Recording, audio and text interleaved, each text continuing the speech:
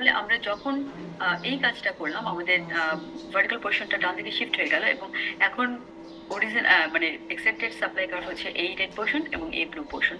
তাতে করে কি হলো, নতুন সাপ্লাই কার্ভটা আগের ডিমান্ড কার্ভটাকে এইখানে ইন্টারসেক্ট করলে এখানে হয়ে গেল ইকুইলিব্রিয়াম, আগে যেটা এখানে ছিল। তা আপনি দেখতে পাচ্ছেন এটাকে যদি আমরা ওয়াই অ্যাক্সিস পর্যন্ত টেনে নিয়ে যাই, তাহলে আমরা দেখবো যে মানে রেটটা ফল করলো, মার্কেটে ইন্টারেস্ট রেটটা ফল করলো, বিকজ মানি এখন চিপ হয়ে গেছে, মানি বেশি হয়ে গেছে ইকোনমিতে। তাহলে কল মানি রেটটা ফল করলো। এখন কেউ আর টাউন সার্ভিসকে লোন নিচ্ছে না, বিকজ সবার কাছে এখন টাকা আছে যারা ওপেন মার্কেটে সেল করেছিল। এই পর্যন্ত ক্লিয়ার? তাহলে আমাদের যেটা কথা সেটা হচ্ছে যে আমাদের কোয়েশ্চেনটা ছিল যে যদি সেন্ট্রাল ব্যাংক মনিটারি পলিসি অ্যাডজাস্টমেন্টের টুল হিসাবে ওপেন মার্কেট অপারেশন পারচেজ করে, ও আচ্ছা, ওপেন মার্কেট পারচেজ করে, তো তাহলে মার্কেট ইন্টারেস্ট রেটের কি হবে?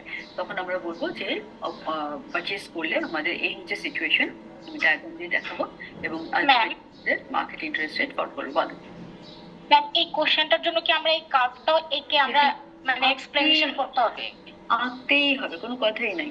আপনার হচ্ছে যখনই যেখানে কোনো কিছু কার্ভ, কোনো কিছু ডায়াগ্রাম, কোনো কিছু ইকুয়েশন লেখার কথা, আঁকার কথা, প্লিজ ডু দ্যাট।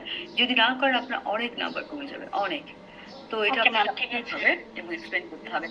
সো আপনি একটুখানি মার্ক করে দিবেন যে এই কার্ভটা থেকে এই কার্ভটা যে ডিফারেন্ট, আপনি হয়তো ডিফারেন্ট কালারের, আপনি 2 রঙের কলম দিয়ে লিখবেন পরীক্ষায়, বুঝছেন? হেডিং গুলা ব্লু আর ভেতর ডেসক্রিপশন গুলা red. So sorry, black. So blue and black pen দিয়ে আপনি পরীক্ষার খাতায় লিখবেন। সো এই আপনি ডায়াগ্রামটা এরকম ব্লু আর ব্ল্যাক দিয়ে করতে পারেন। সো নর্মালি পেন্সিল দিয়ে আঁকলেন আর এই ডায়াগ্রামটা আপনি মানে এই কার্ভটা আপনি একটু ব্লু করে দিলেন বাচ্চার। তো এখন এই ব্যাপারটা ক্লিয়ার সবার কাছে যে আসলে যেটা ইম্প্যাক্ট হলো, central bank open market purchase করলো এবং 200 টাকার, এবং তাতে করে মার্কেট ইন্টারেস্ট রেট ফল করলো এখান থেকে, সে ফর এক্সাম্পল 0.75% ফল করলো। তো এই হচ্ছে সিচুয়েশন। তার মানে ইকোনমিতে মানি সাপ্লাই বেড়ে গেল এবং মানি চিপ হয়ে গেল, ইন্টারেস্ট রেট ফল করলো, ইনফ্লেশনও বেড়ে গেল।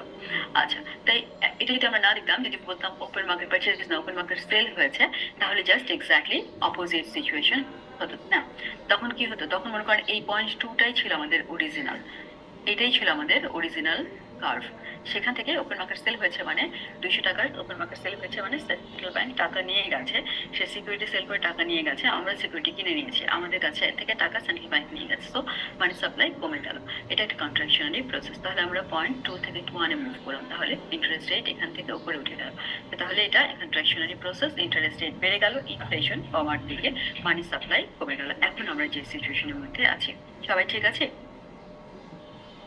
জি ম্যাম, একটু বুঝেছি। কোনো কোয়েশ্চেন থাকলে, কোনো কিছু না বুঝলে এখানে অলওয়েজ আস্ক।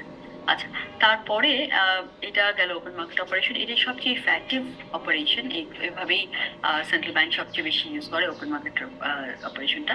আরেকটা ইউজ করে ডিসকাউন্ট রেট, যেটাকে আমরা ব্যাংক রেট বলি, ডিসকাউন্ট উইন্ডো বলি। এটা একটু ডিফারেন্ট বলে আমি একটু পরে বলছি। আর একটা বলে নেই, থার্ড যে পয়েন্টটা সেটা হচ্ছে রিজার্ভ রিকোয়ারমেন্ট। তো সেন্ট্রাল ব্যাংক কোয়ান্টিটেটিভলি এই 3 রকমের টুল ইউজ করে। এখন আর এগুলো ইউজও করে না, তবু আমি বলছি আপনাকে।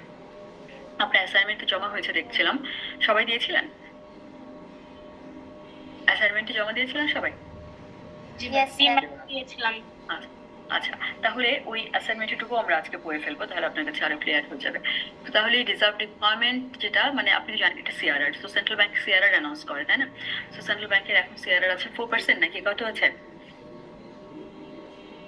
সিআরআর কত আছে কেউ জানে না? সিআরআর কত আছে? সেন্ট্রাল ব্যাংক কত রিকোয়ার করে? আপনার 100 টাকা ডিপোজিটের এগেইনস্টে কত টাকা ক্যাশ রাখতে হয় সেন্ট্রাল ব্যাংকের ভল্টে? CRR, don't tell me that you do not know. কেউ জানেন না? ম্যাম 4%? হ্যাঁ, why you are asking? It is 4%. তো 4% সিআরআর। এখন সেন্ট্রাল ব্যাংক যদি এইটাকেও সে তার মনিটারি পলিসি অ্যাডজাস্টমেন্ট টুল হিসেবে ইউজ করতে পারে, খুব রেয়ারলি ইউজ করে কিন্তু করে। তো হোয়াট ডাজ দ্যাট মিন, যে সেন্ট্রাল ব্যাংক বলছে যে প্রতি 100 টাকায় 4 টাকা আমার কাছে জমা রাখতে হবে। তার মানে কি 4 টাকা আপনি ইউজ করতে পারছেন। আবার তারপরে এসএলআরও আছে। এসএলআর কত? এসএলআর কত রেট? 13%, ম্যাডাম 13%। 13%। এসএলআর 13%। তার মানে কি আপনি 13 আর 4-এ 17%, এই 17% আপনি মানি লোন দিতে পারছেন না। প্রতি 100 টাকায় 17 টাকা আপনার কাছে থাকছে না। পারছেন? বল। ম্যাডাম সিআরআর কিন্তু যে গত 2 দিন আগে দুই দিন আগে একটা সার্কুলার হয়েছে 4% থেকে নেমে 4% থেকে নেমে 3% করেছে হলো দৈনিক ভিত্তিতে। ওইটা তো দৈনিক ভিত্তিতে। জি আর রেগুলার দিনে যেটা যে সপ্তাহ যেটা পাই যেটা সেটা 4%। ওটা একটু ইজি করার চেষ্টা করেছে। দেখেন জি, জি। সিআরআর কম মানে হচ্ছে যে আপনি কম টাকা জমা রাখতে হচ্ছে, বেশি টাকা আপনি ইউজ করতে পারছেন। সো ওইটা আপনাকে প্রতিদিনের জন্য ইজি করেছে, কিন্তু 2 সপ্তাহের মধ্যে আপনাকে আবার 4-এর মধ্যেই রাখতে হবে, তাই না? সো ওইটা আমরা এখন কাউন্ট করছি না, দেখছি আমরা কাউন্ট করছি না, 3.5টাকে আমরা কাউন্ট করছি না, আমরা 4টাকে রেগুলার যেটা সেই রেটটাকে রাখছি। তো যাই হোক, এখন সিআরআর মানে তো আপনি যেটা বুঝতে পারছেন যে সিআরআর মানে হচ্ছে 4 টাকা আপনি ইউজ করতে পারছেন না। ব্যাংক তো আইডল টাকা ফেলে রাখবে না, কারণ ক্যাশ আপনাকে ইন্টারেস্ট দিবে না, ক্যাশ আপনাকে রিটার্ন দিচ্ছে না। তো তখন আপনি কি করছেন, আপনি 4 টাকা একদম ক্যাশ রাখতে হচ্ছে, আর 17 টাকা আপনাকে রাখতে হচ্ছে, সরি 13 টাকা রাখতে হচ্ছে আপনার মানি মার্কেটে ইনভেস্ট করে রাখতে পারছেন, ওখানে কিছুটা আপনার ইনকাম হচ্ছে, কিন্তু শর্ট টার্ম মার্কেট রেটটা অনেক কম, লং টার্মে বেশি। তো শর্ট টার্মে আপনি অল্প হলেও ইনকাম করছেন। তো এই সেন্ট্রাল ব্যাংক এই রেটগুলো চেঞ্জ করে তার মার্কেট প্রাইস অ্যাডজাস্ট করতে পারে। ফর এক্সাম্পল, তার সিচুয়েশনটা এরকম যে এখন ইকোনমিতে টাকা পয়সা বেশি আছে, তার কন্ট্রাকশন করতে হবে, তার মানে ইকোনমি থেকে কিছু টাকা তুলে নিতে হবে, তখন সে সিআরআর বাড়িয়ে দিতে পারে। যে প্রতি 100 টাকায় 4 টাকা রাখতেছিলেন আমার কাছে, এখন এটাকে বলে দিল 5 টাকা রাখতে হবে। সো প্রতি 100 টাকা আপনাকে এক্সট্রা 1 টাকা চলে যাচ্ছে সেন্ট্রাল ব্যাংকের কাছে। সো আপনার কাছে টাকা অ্যামাউন্টটা কমে যাচ্ছে। আপনার কাছে যখন এটাতে 1 টাকা মানে আপনার কাছে 100 কোটি টাকা বা মোর দ্যান দ্যাট। সো তখন দেখলেন যে বেশ কিছু টাকা সেন্ট্রাল ব্যাংকের কাছে জমা হয়ে গেল, তার মানে হচ্ছে you can't use that money. So তখন কি হচ্ছে, তখন ইকোনমি থেকে টাকা উঠে যাচ্ছে। টাকা যখন উঠে যাচ্ছে তার মানে লিকুইডিটি কমে যাচ্ছে। যত লিকুইডিটি কমে যাচ্ছে তত ইনফ্লেশন কমে যাওয়ার কথা, এবং তার সাথে সাথে ইন্টারেস্ট রেটও হাই হয়ে যাবে, কারণ মানি এক্সপেন্সিভ হয়ে যাবে। সো এই ব্যাপারগুলো আমরা একটু দেখবো এখানে এই পিকচারটা। আপনার মনে আছে কিনা যে এরকম ব্লু জেডের আমাদের ডিমান্ড কার্ভ এবং সাপ্লাই কার্ভ, এটা আমাদের অরিজিনাল মডেল। আর এখন আপনাকে আমি আপনাকে এটা বলি নাই, তাহলে একটু বলে আসি। ডিমান্ড কার্ভটা ভালো এক্সপ্লেন করা হয়নি, আমি আপনাকে সাপ্লাই কার্ভটা এক্সপ্লেন করেছিলাম, তাই না? আমি ফিরে আসবো এই স্লাইডটা, আমি জাস্ট একটু আগের স্লাইডে যাই, যেখানে আমরা অরিজিনাল মডেলটা করেছিলাম, ওখানে একটু বলে আসি আপনাকে এখানে। সো এখানে এর আগের স্লাইডে দেখানো হয়নি, স্লাইডগুলো ডিলিট করলাম। আচ্ছা যাক, আপনি একটু বুঝে রাখেন যে এটা আমাদের অরিজিনাল মডেল, তাই না? তো তার মানে কি, এটা আমাদের সাপ্লাই কার্ভ, এবং এটা পিকুলিয়ার শেপটা আমি এক্সপ্লেন করেছি, কেন এতটুকু ভার্টিক্যাল, কেন এতটুকু হরিজন্টাল, এক্সপ্লেন করেছি না? করেছি, ইয়েস, ইজন্ট ইট? করেছি না? করেছি, কিন্তু সাপ্লাই কার্ভটা এক্সপ্লেন করি না, ওটা মিস হয়ে গেল। সাপ্লাই কার্ভটা কেন ডাউনওয়ার্ড স্লোপিং? সাপ্লাই কার্ভটা কিসের সাপ্লাই, কেন, কি মিন করছে আপনি একটু দেখেন। এখানে হচ্ছে রিজার্ভের সাপ্লাই, এটা হচ্ছে রিজার্ভের সাপ্লাই। তো রিজার্ভের সাপ্লাই মানে কি, এটা হচ্ছে আপনি কতটুকু টাকা reserve for holding money, demand for holding reserve, আমি একটু লিখে রাখি, demand for holding reserve, demand for holding reserve. আপনি একটু বোঝার চেষ্টা করেন। If you have money, what do? Either you hold it or you invest it. যখন টাকা থাকে, either you hold it or you invest it. এখন কিসের উপর ডিপেন্ড করে আপনি হোল্ড করবেন নাকি ইনভেস্ট করবেন? ডিপেন্ড করে মার্কেটে ইন্টারেস্ট রেট কত।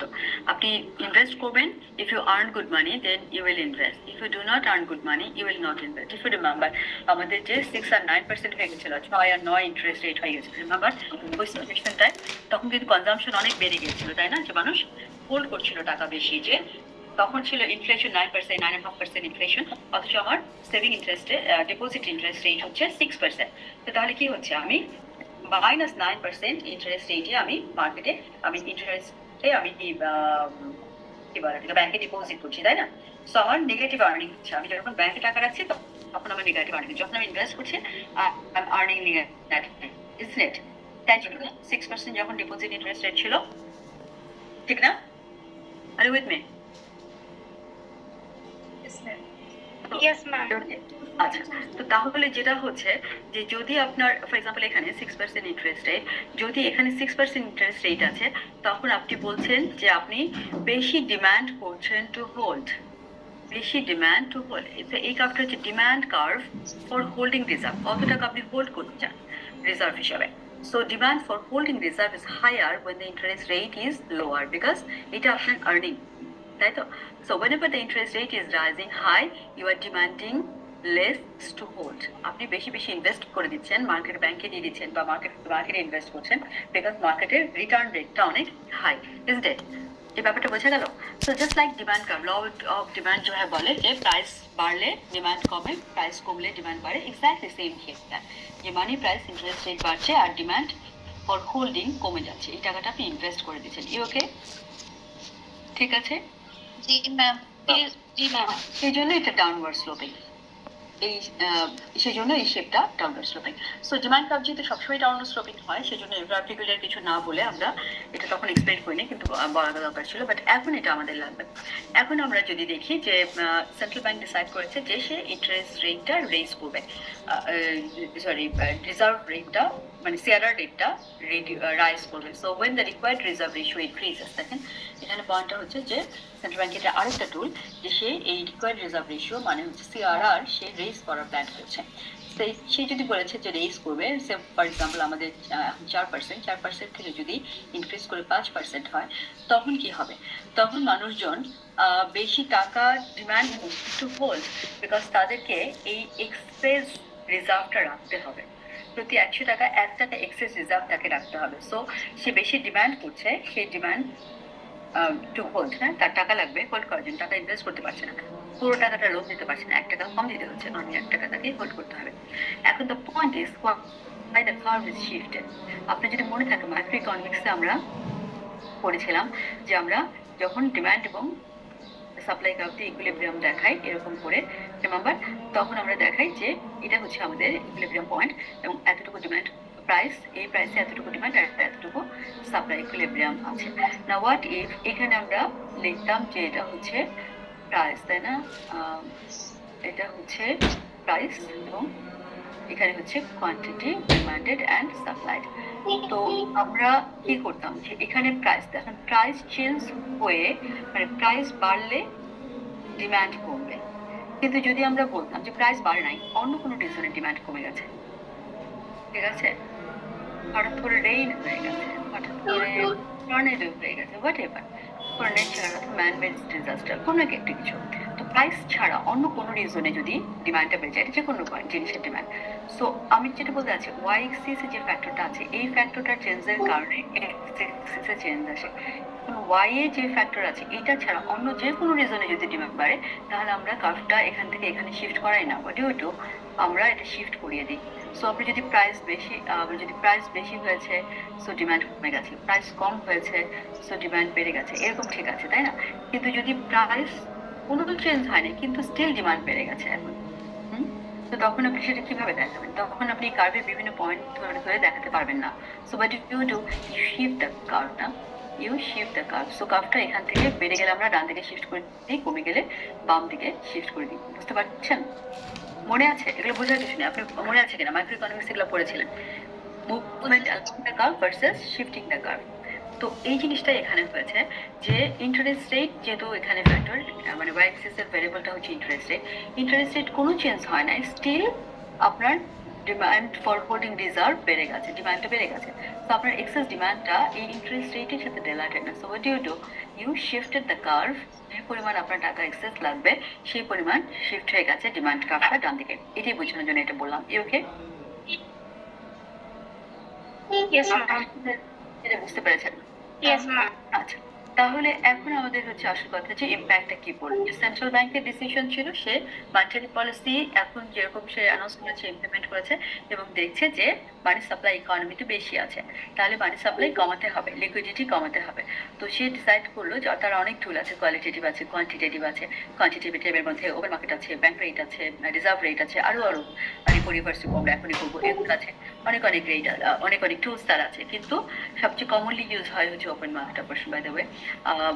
কিন্তু সে ফর এক্সাম্পল এখানে ডিসাইড করলো যে সে রিজার্ভ রেটটা বাড়িয়ে দিবে, সিআরআর বাড়িয়ে দিবে। তো সে বাড়িয়ে দিল, যখন সিআরআর বাড়িয়ে দিল তখন ব্যাংকের জন্য, মানুষের জন্য মনে হলো যে তার টাকা লাগবে এক্সট্রা, যা সে হোল্ড করতে হবে, কারণ এক্সেস রিজার্ভটা দিতে হবে, যে এক্সট্রা রিজার্ভ তার কাছে যে ফেলে দিতে হবে। সো এই ডিমান্ড কার্ভটা শিফট করে গেল। whenever demand curve shifted, you have a new demand curve and original supply curve. So original we were here in number 1 equilibrium, right? But then because of this shift, now we move to in point 2.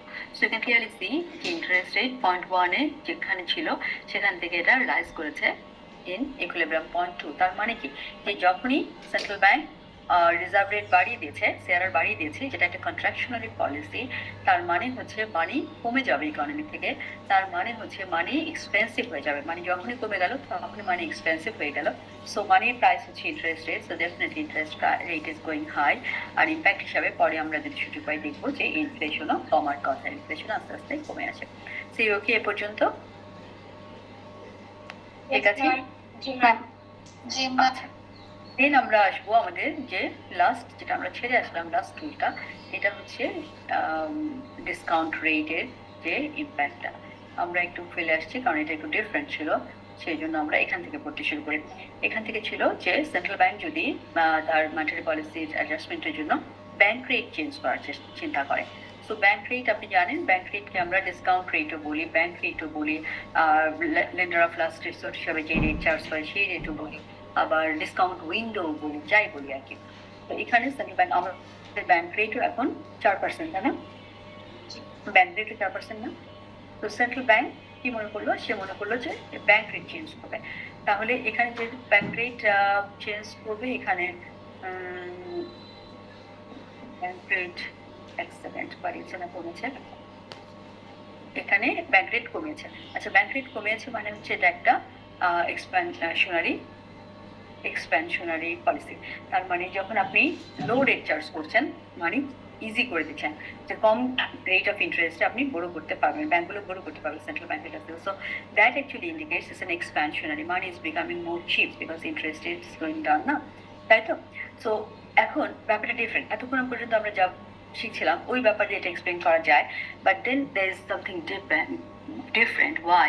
যে discount rate change করার কারণে what will happen to the market interest rate, what impact will happen to them, that depends. So this word matters, that what will be the impact of changing discount rate is not straightforward. আমরা দেখেছি open purchase করলে হয়, open sell করলে কি হয়, reserve rate CRR বাড়লে কি হয়, বা ইভেন কমালে কি হয়। সো ওইগুলো খুব ডেফিনেট জানা যায় কি হবে, কিন্তু এখানে আপনি জানেন না আসলে কি হবে, এটা আসলে ডিপেন্ড করে। আমি আপনাকে ছোট্ট করে একটু বলে রাখি যে ডিসকাউন্ট রেট মানে কি, যে কোনো ডিস্ট্রেসড ব্যাংক যখন সেন্ট্রাল ব্যাংকের কাছ থেকে বড় করে যেই রেটে, সেটাই হচ্ছে ব্যাংক রেট, ডিসকাউন্ট রেট, তাই না? যেমন পদ্ম ব্যাংক যদি বড় করতে চায়, কেউ তাকে ইন্টার ব্যাংক কল মানে রেট তার জন্য অনেক হাই, তার রেট ওয়ার্ডিনেস খুব কম, তার জন্য অন্য ব্যাংকগুলো তাকে বলছে যে তুমি যদি আমার কাছ থেকে বড় করতে চাও, অন্য সবাইকে আমি 3.75 লোন দিই, তোমাকে আমি 5 নিচে দিব না। So because it's very risky to provide loan to them because I don't know if they will return me or not. So এই যে তাই জন্য এখন সেটা অন্য কথা। তো এখানে হচ্ছে ডিসকাউন্ট রেট যেটা নিয়ে কথা বলছি, এই ডিসকাউন্ট রেট হচ্ছে লেন্ডার অফ লাস্ট সেন্ট্রাল ব্যাংকের কাছ থেকে। সেই Padma bank, Dutch Bangla bank যখন 5% টাকা অফার করলো, তখন সে সেন্ট্রাল ব্যাংকের কাছে যাবে কি না, সেন্ট্রাল ব্যাংকে 4% অফার আছে, এইটা আসলে ডিসিশনটা নিবে পদ্মা ব্যাংক, সেন্ট্রাল ব্যাংকের ডিসিশন নিয়ে, ঠিক না? বুঝতে পারছেন? এই ডিসিশনটা পদ্মা ব্যাংক নেবে না সেন্ট্রাল নেবে, যে পদ্মা ব্যাংক সেন্ট্রাল ব্যাংকের কাছ থেকে বড় করবে 4% রেটে? Padma bank needs money, who will decide যে কার কাছ থেকে? Ma'am central bank. Central bank কেন ডিসাইড করবে? সেন্ট্রাল ব্যাংক তো বলে দিয়েছে যে যে কিনা ডিস্ট্রে, যে একেবারে কোথাও কোনো অপশন পাচ্ছে না, সে আমার কাছ থেকে বড় করতে পারবো 4% রেটে, বলে দিয়েছে। আর অন্য ব্যাংকগুলা সেন্ট্রাল ব্যাংকের কাছে আদৌ যাবে কি যাবে না 4% রেটে বড় করতে, ইটস দেয়ার ডিসিশন। তারা প্রথমে চেক করবে মার্কেটে, বিকজ মার্কেটে আমরা দেখেছি যে মার্কেটে ইন্টারেস্ট রেট, আপনি এখানে দুটো পিকচার আছে, আপনি লেফটের টাই থাকেন, রাইটের টার্ম পরে বুঝে বসে। সো আমরা আগের মডেলে দেখেছি, আগের মতো ব্লু মডেলটা আমাদের অরিজিনাল মডেল। সো আমরা দেখেছি যে এই যে ডি লেখা, এই ডিসকাউন্ট রেটটা is higher than the FF, যেটা কিনা call money rate. So call money রেটের যে হাইতে থাকে হচ্ছে ডিসকাউন্ট রেট। আমি এক্সপ্লেন করলাম না আপনাদেরকে আগে, যে যদি ডিসকাউন্ট রেটটা কল মানি রেটের যে কম থাকতো, তখন সবাই গিয়ে সেন্ট্রাল ব্যাংকের কাছ থেকে বড় করতেন। Central bank being the lender of last resort, তার তো কার ফরেন সেন্ট্রাল, সে তো প্রমিস করেছে যে টাকা লাগলে সে দিবে, যত লাগে তত দিবে।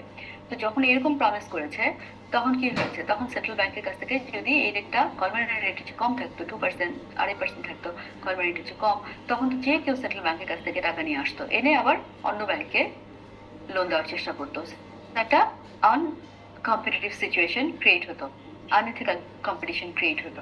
So what you do usually, সব মানে ফেস্টিভ পয়েন্ট ছাড়া বা ওরকম সারপ্রাইজিংলি ডিফারেন্ট সিচুয়েশন ছাড়া, ইউজুয়ালি ডিসকাউন্ট রেটটাকে কল মানি রেটের যে হাইতে রাখা হয়, যে আমি দিব তোমাকে loan unlimited amount of money, যদি তোমার দরকার হয়, অবশ্যই depending on the situation, but আমি হচ্ছি নট ভেরি চিপ। সো তুমি প্রথমে কল মানি রেটটা ট্রাই করো, যদি না পাও তখন আমার কাছে আসো। এখন আহ, যেটা অন্য কথা, এই আসল কথাটা এখানে আমি বলছি যে সেন্ট্রাল ব্যাংকের কাছে বড় করবে কি করবে না পদ্মা ব্যাংক, সেটা পদ্মা ব্যাংকের ডিসিশন। এটা সেন্ট্রাল ব্যাংক ডিসাইড করতে পারে না। সেন্ট্রাল ব্যাংক বলতে পারে দেখো আমার কল মানি, আমার ডিসকাউন্ট রেট হচ্ছে 4% and I am the lender of last resort, but the decision যে সে আদৌ বড় করবে কি করবে না, that is the Padma bank, they will decide. যে আমাকে 4%, 5% অফার করেছে ডাচ বাংলা, সো বাংলাদেশ ব্যাংকের কাছে 4%, আমি কি বাংলাদেশ ব্যাংকের কাছে যাবো কিনা। So it is there decision. So আপনাকে এই জিনিসটা কি বুঝতে হবে যে ডিসিশনটা সেন্ট্রাল ব্যাংক নেয় না। সেন্ট্রাল ব্যাংক শুধু অ্যানাউন্স করে যে আমার ব্যাংক রেট 4%, তারপরে দ্যাটস ইট, দ্য ওয়েট। যদি কেউ আসছে তাকে বড় করতে হবে, তখন অন্য মেকানিজম। ওকে এ পর্যন্ত ঠিক আছে? Yes ma'am. আচ্ছা, এখন আমরা সিচুয়েশনে আছি, এখানে সেন্ট্রাল ব্যাংক কি করেছে, সে ডিসকাউন্ট রেট কমিয়েছে। এখন আপনি দেখেন আমাদের অরিজিনাল সাপ্লাই কার্ভটা ছিল এরকম ব্লু। এখন তাহলে সেন্ট্রাল ব্যাংক ডিসাইড করলো সে 4% থেকে 3% নেমে আসবে ডিসকাউন্ট রেটটা। তাহলে কি হচ্ছে, এই হরিজন্টাল কার্ভটা ডিসকাউন্ট রেট এখানে 4 থেকে হরিজন্টাল ছিল, এখন এটা 3 থেকে হরিজন্টাল হয়ে যাবে, তাই না? তাহলে আমাদের সাপ্লাই কার্ভটা হয়ে গেল ভার্টিক্যাল পোর্শনটা ব্লু আর হরিজন্টাল পোর্শনটা রেড। সো এই হচ্ছে আমাদের নতুন সাপ্লাই ফর রিজার্ভ কার্ভ যেটা। এখন তাতে করে কি হলো ইম্প্যাক্ট, আমরা তো ইম্প্যাক্ট বোঝার চেষ্টা করছি, এই পার্টটা আমি পরে বুঝে বলছি। প্যানেল বিতে আপনি চেন না, প্যানেল এ বা দিকে ডায়াগ্রামটা থাকে। এখন যেটা আমরা বলছি সেটা হচ্ছে আমরা কি বুঝি, আমরা সোফার যে দুটো দেখলাম তখন আমরা দেখলাম যে ডিমান্ড কার্ভ এবং সাপ্লাই কার্ভের ইন্টারাকশন যেখানে হয় সেখানে হচ্ছে আমাদের ইকুইলিব্রিয়াম সেট হয়। আমরা সবসময় দেখেছি আমরা 0.1-এ ছিলাম অরিজিনালি, সেখান থেকে আমরা 0.2-তে মুভ করি এবং তখন আমরা দেখি ইন্টারেস্ট রেটটা অ্যাকর্ডিংলি রাইজ করেছে অথবা ফল করেছে, ঠিক না? কিন্তু এখানে দেখেন যে ডিমান্ড কার্ভ সাপ্লাই কার্ভ আগে যেখানে হার্ট করেছিল সেখানেই ইন্টারাক্ট করেছে, মানে কোনো চেঞ্জ আসে নাই। তাতে করে আমাদের ইকুইলিব্রিয়ামের কোনো চেঞ্জ হয়নি। তার মানে হচ্ছে যে ইন্টারেস্ট রেটের উপরে কোনো ইম্প্যাক্ট পড়ে নাই। এখন আপনি যদি ঠিক থাকেন তাহলে আমরা আগের স্লাইডে যেটা আপনাকে বললাম যে effect of changing the discount rate depends on whether the demand curve intersects the supply curve in its vertical section or its flat section, horizontal section. So এটা আসলে ডিপেন্ড করে, এটা খুব মানে ডায়াগ্রামের মতো করে কথা বলেছে যে ডিমান্ড কার্ভটা আপনাকে সাপ্লাই কার্ভটা কোথায় ইন্টারসেক্ট করেছে, সেটা কি হরিজন্টাল সেকশনে ইন্টারসেক্ট করেছে নাকি ভার্টিক্যাল সেকশনে ইন্টারসেক্ট করেছে। যদি ভার্টিক্যাল সেকশন ইন্টারসেক্ট করে তার মানে হচ্ছে এখানে যেটা হয়েছে তার মানে হচ্ছে that is not discount lending. কেউ আপনার থেকে আসলে কেউ বড় করছে না, সেন্ট্রাল ব্যাংকের কাছ থেকে কেউ বড় করেনি। যেহেতু কেউ বড় করে নাই, তো এখন আপনি ডিসকাউন্ট রেট বাড়লেন কমালেন কিছু যায় আসে না, তার তো কোনো ইম্প্যাক্ট নাই মার্কেটে। ইউ গট দ্য পয়েন্ট, ঠিক না? জি ম্যাম।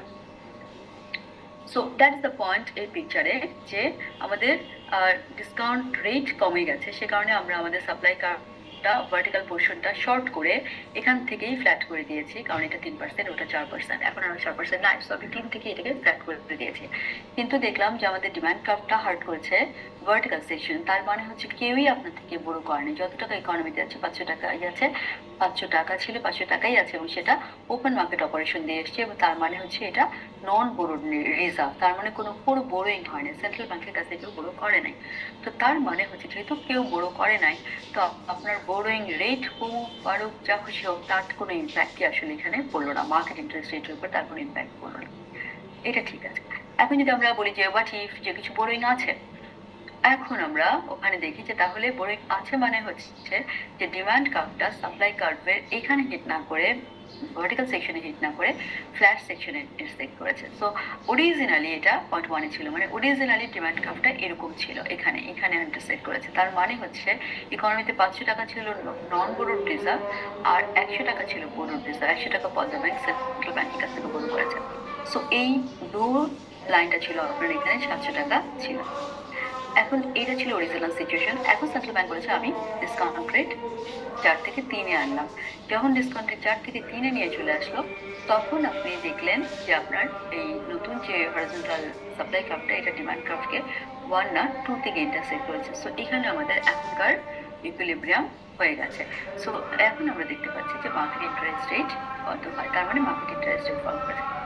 একটা ইন্টারেস্টিং ব্যাপার হচ্ছে যদি এরকম হয় যে যদি মার্কেটে ইয়ে আছে, ডিসকাউন্ট লেন্ডিং আছে, তখন আপনি দেখবেন যে এই আপনার যে কল মানি রেটটাও ডিসকাউন্ট রেটের সমান হয়ে যায়। সো যখন শিফট করছেন তখন দুটো একসাথে শিফট করে যায়। সো দেখেন দুই জায়গায় এটা ইকুয়াল, যে কল মানি রেটও ডিসকাউন্ট রেটের সমান হয়ে যাচ্ছে, কারণ আপনার আগে থেকেই তাই ছিল, ইকুইলিব্রিয়াম তাই ছিল। সো এখানে ইকুইলিব্রিয়াম কল মানি রেট, এখানেই ডিসকাউন্ট লাইনিং যখন মুভ করলো তখন মার্কেট ইন্টারেস্ট রেটও ফল করে ডিসকাউন্ট লাইনিং এর সমান হয়ে গেল। তো মেইন কথাটা এখানে আমরা যেটা আগের স্লাইডে লিখেছি, যে আপনি যে চিন্তা করছেন যে এটাকে টুল হিসেবে ইউজ করবেন ডিসকাউন্ট রেটটাকে, এটা আসলে কতটা কাজ করবে আমরা জানি না, কারণ হচ্ছে যে এটা ডিপেন্ড করে, এই ডিসিশনটা আসলে আমরা নিই না, সেন্ট্রাল ব্যাংকের কন্ট্রোলে নাই, এটা হচ্ছে কমার্শিয়াল ব্যাংক ডিসাইড করে সে আদৌ বড় করবে কি করবে না। আর যদি সে বড় না করে তাহলে এর কোনো ইম্প্যাক্ট নেই, যদি সে বড় করে তাহলে ইম্প্যাক্ট করতে পারে। ওকে, এখন আমরা যেহেতু তিনটা করে ফেললাম, এখন আমরা তিনটা একসাথে করে আমরা একটা কথাগুলো এখানে এক্সপ্লেন করা আছে, ডিজার্ভ রিকোয়ারমেন্ট আমরা করেছি, এখন এই তিনটা একসাথে করে আমরা একটু বোঝার চেষ্টা করি যে কোনটা বেটার। হ্যাঁ, তো আমরা এখানে প্রথমে ওপেন মার্কেট অপারেশন করেছি, সেটারই অ্যাডভান্টেজ এবং ডিসঅ্যাডভান্টেজ। কোশ্চেন ছিল তো ম্যাম, একটা কোশ্চেন ছিল, যখন এই যে মনিটারি পলিসি ইফেক্ট এই কোশ্চেনটা আসবে তখন কি আমরা আলাদা তিনটা মানে ওপেন মার্কেট অপারেশন ডিসকাউন্ট তিনটা দিয়ে অ্যানসার করব? না, একটা আসবে। আচ্ছা ঠিক আছে, একটা করতে বলা হবে, যেমন একটা কি সেটা আমরা নিজেরা চুজ করব নাকি? না, আমরা বলে দিব। আমরা যদি আপনাকে বলে দিই, আপনাকে আমি হিন্ট দিব, আচ্ছা দেখি কি করি, আপনাকে আমি হিন্ট দিব যে ফর এক্সাম্পল আমি বললাম ওপেন মার্কেট অপারেশন হয়েছে, 100 টাকার ওপেন মার্কেট অপারেশন হয়েছে, সো তাহলে মার্কেট ইন্টারেস্ট রেট কতখানি চেঞ্জ হলো, তাহলে আপনি বলবেন যে এখন ওপেন মার্কেট অপারেশন বললে তো আবার দুইটা জিনিস মিন করে, পারচেজ হয় নাকি সেল হয়। সো আপনি অ্যাজিউম করে নেবেন যে এটা পারচেজ, তো আপনি পারচেজের ইম্প্যাক্টটা দেখাবেন, তারপরে বলবেন যে যদি এটা সেল হয় তাহলে এটা জাস্ট অপোজিট হবে, অথবা আপনি অ্যাজিউম করবেন এটা সেল, ওইভাবে ডায়াগ্রাম টানবেন, পরে বলবেন যদি এটা পারচেজ হয় তাহলে এটা উল্টাটা হবে, ঠিক না? আবার আবার যদি বলেন ম্যাম পারচেজ যদি আমি অ্যাজিউম করে পুরাটা হচ্ছে এক্সপ্লেন করার পরে যখন লাস্টে মানে কনক্লুশনে যাব তখন জাস্ট বলবো যে সেল হলে এটার অপোজিটটা হবে। দেখতে হবে কোশ্চেনে কি আছে, ওপেন মার্কেট পারচেজ যদি অলরেডি থাকে তাহলে তারা অ্যাজিউম করার কিছু নেই, পারচেজই আছে। ওপেন মার্কেট সেল যদি থাকে তাহলে সেলই দেখাবেন, তাহলে অ্যাজিউম করার কিছু নেই। কিন্তু যদি ওপেন মার্কেট অপারেশন লেখা থাকে তাহলে আপনার এই পয়েন্টগুলো আসছে।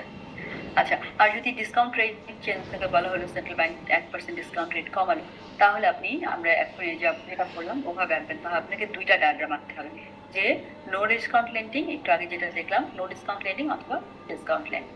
আবার হতে পারে যে সিআরআর চেঞ্জ, যেটা আমরা বললাম সিআরআর 2% বাড়ানো হলো, তো সেটা কি হলো, ঠিক আছে? তো এরকম করে আমরা দেখতে পারি। তা আপনি একটু দেখেন, আমি কয়েক সেকেন্ড একটু ব্রেক নিচ্ছি, আপনি এটার অ্যাডভান্টেজ গুলো দেখেন, ওপেন মার্কেট অ্যাডভান্টেজ দেখেন।